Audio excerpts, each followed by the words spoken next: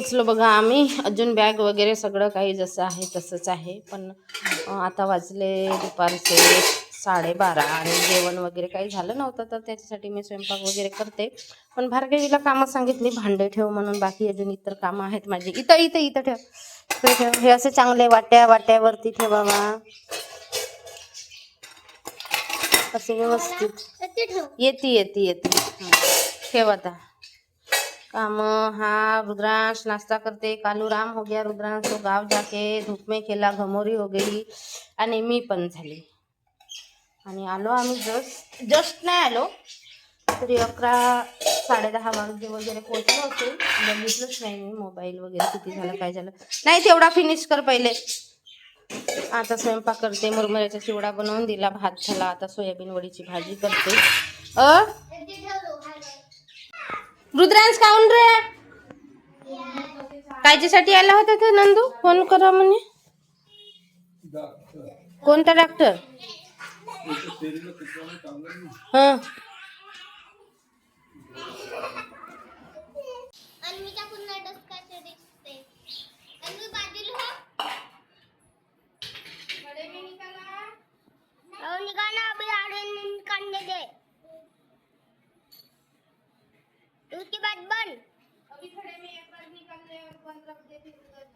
गाऊन आल्यानंतर बघा बॉटल वगैरे होते ते सगळे भरून घेतले. गॅस ओटा भांडे होते थोडेसे ते घासून घेतले. इकडे भात बनवला, इकडे सोयाबीनची भाजी आणि सगळा घर झाडून पुसून ठेवला. पोचा वगैरे पण लावून झाला. लवबडचा पिंजरा तेवढा स्वच्छ करायचा आहे, जो की नंतर करणार आहे. त्या दिवशी बनवलेली डाळ ती पण इकडे ठेवली सुकायला. आणि ही माझी झाड मस्त कढीपत्त्याचं झाड पालेजला आहे. चला आता मी पण थकली, थोडंसं आराम करणार आहे.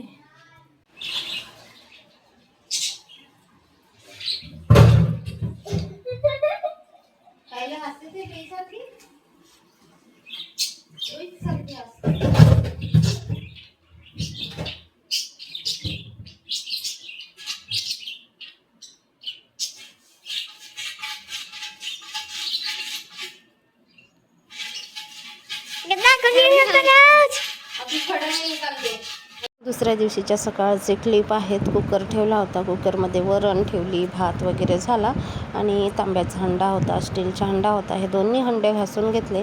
आता 5-6 दिवस झाले असतील, 2-3 दिवस गावी. आणि काल आली मी तर मग काल तर काही घासली नाही, बाकी इतर कामं होती. हंडा पाण्याने भरलेलाच होता, त्यामुळे रिकामा नाही केला. पण आता सकाळी पाणी भरायच्या आधी हंडे वगैरे सगळं घासून घेतलं म्हणजे. आणि देवपूजेचं जे काही सामान आहे, देवांच्या मूर्त्या वगैरे, तेही स्वच्छ करून घेतली.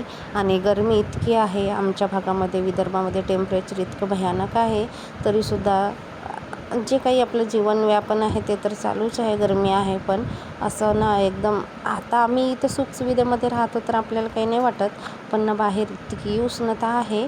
जसं गावाकडे गेली होती मी, शेतीचे कामं होते चालू, आणि त्याच्यामध्ये तेव्हा इतकं भयानक वास्तव दिसते आपल्याला. सगळं निसर्गाचं चक्र बदललं तर माणसाच्या चुकीमुळे, त्यामुळे माणसालाच भोगावं लागेल, अजून कोणाला भोगावं लागेल नाही का?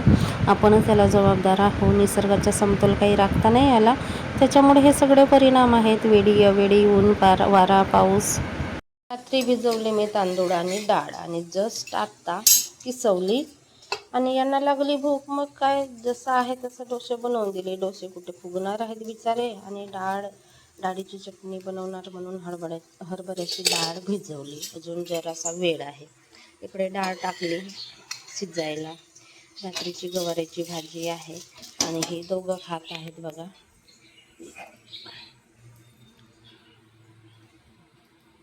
आता नाश्त्यामध्ये आता यांना देऊन देते, नंतर जे काही बनवायचे आहे ते दुपारी करून देणार. उचल, गरम गरम खा.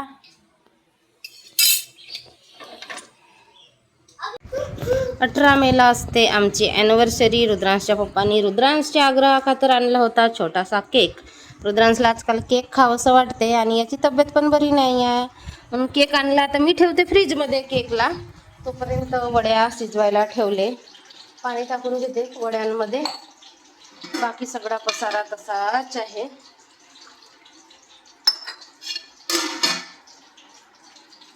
धरा, ठेव तिकडे टेबल.